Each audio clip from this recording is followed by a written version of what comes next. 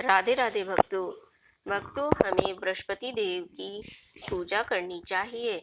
अगर किसी का बृहस्पति कमजोर है या गुरु की कृपा कम है तो हमें बृहस्पति देव का ध्यान करना चाहिए और इस कथा का स्मरण करना चाहिए। जो भी इस कथा को पढ़ता है या सुनता है उसको विद्या बुद्धि धन की प्राप्ति होती है। तो शुरू करते हैं बृहस्पति देव की कथा। प्राचीन काल में एक बहुत ही निर्धन ब्राह्मण था। उसके कोई संतान नहीं थी। वह नित्य पूजा पाठ करता, परंतु उसकी स्त्री मलिनता के साथ रहती थी। वह न स्नान करती और न ही किसी देवता का पूजन करती। प्रातः काल उठते ही सर्वप्रथम भोजन करती, बाद में कोई अन्य कार्य करती। ब्राह्मण देवता तो बहुत दुखी रहते थे। पत्नी को बहुत समझाते, किंतु उसका कोई परिणाम न निकलता। भगवान की अनुकंपा से एक समय उस ब्राह्मण की पत्नी गर्भवती हुई और 10वें महीने में एक सुंदर कन्या को जन्म दिया। निर्धन ब्राह्मण कन्या के जन्म से बहुत दुखी हुआ। धीरे धीरे ब्राह्मण की कन्या बड़ी होने लगी। बचपन से ही उस कन्या की रुचि भगवान विष्णु की पूजा में थी। वह प्रातः उठते ही स्नान आदि करके भगवान विष्णु की पूजा करने को मंदिर में जाती थी। बृहस्पतिवार को व्रत करके विधि पूजा पाठ करती थी और पूजा पाठ करने के बाद वह पढ़ने के लिए पाठशाला में जाती थी। घर से मुट्ठी भर वह जौ लेकर जाती और रास्ते में थोड़े थोड़े जौ गिराती जाती। जब वह पाठशाला से घर तक लौटती तो जौ के दाने सोने के दाने में बदले हुए मिलते। लड़की सभी सोने के दाने बीन लाती थी। एक दिन जब वह सोने के दानों को साफ कर रही थी तो उसकी माँ ने कहा, बेटी, सोने के दाने साफ करने के लिए सोने का सूप भी होना चाहिए। अगले दिन बृहस्पतिवार था। उसने भगवान बृहस्पति देव की पूजा करते हुए प्रार्थना की, हे भगवान, यदि मैंने आपका व्रत विधिवत किया हो तो मुझे सोने का सूप दे दो। भगवान बृहस्पति देव ने उसकी मनोकामना पूरी करने का वचन दिया। पाठशाला से लौटते समय उसी रास्ते में सोने का सूप पड़ा हुआ मिला। घर से लौटकर सोने के सूप अपनी माँ को दिखाकर वह सोने के दाने साफ करने में लग गई। उसी समय नगर का राजकुमार उसके घर के पास से गुजर रहा था।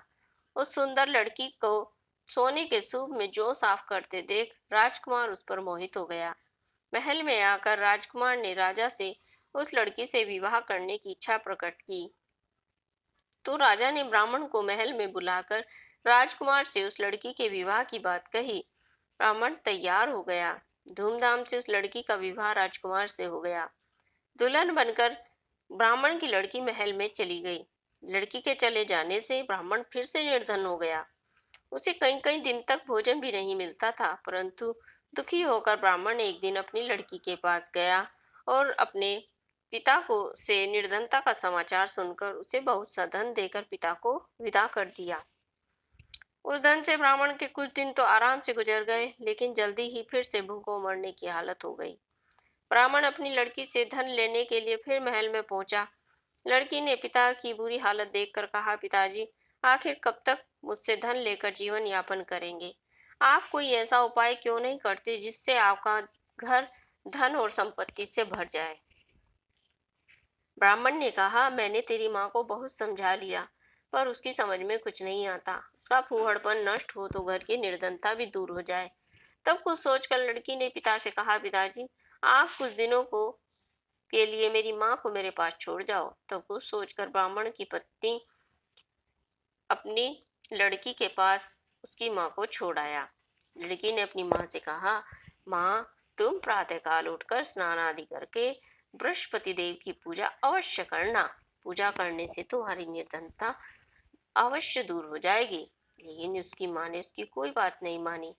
तब क्रोधित होकर लड़की ने अपनी माँ को एक कक्ष में बंद कर दिया और सूर्योदय के समय उठाकर जबरदस्ती उनसे स्नान कराया और फिर मंदिर में ले जाकर भगवान बृहस्पति देव की पूजा कराई। कुछ दिनों तक ऐसा करने से माँ की बुद्धि में परिवर्तन हुआ और वह स्वयं बृहस्पतिवार का व्रत रखने लग गई। उनके व्रत रखने से ब्राह्मण के घर में भगवान विष्णु की अनुकंपा से धन की वर्षा होने लगी। दोनों पति पत्नी धन संपत्ति पाकर आनंद पूर्वक जीवन यापन करने लगे और विष्णु धाम को चले गए। लकड़हारा बने राजा ने उस साधु से भगवान बृहस्पति देव की यह कथा सुनकर बृहस्पतिवार का व्रत करके भगवान विष्णु की पूजा की उस दिन से उसके सभी क्लेश दूर हो गए और अगले बृहस्पतिवार को कामकाज में अधिक व्यस्त रहने के कारण उसने बृहस्पति देव का व्रत नहीं किया। भगवान बृहस्पति देव लकड़हारे से क्रोधित हो गए और उसे भूल की सजा दी। बोलिए बृहस्पति देव भगवान की जय।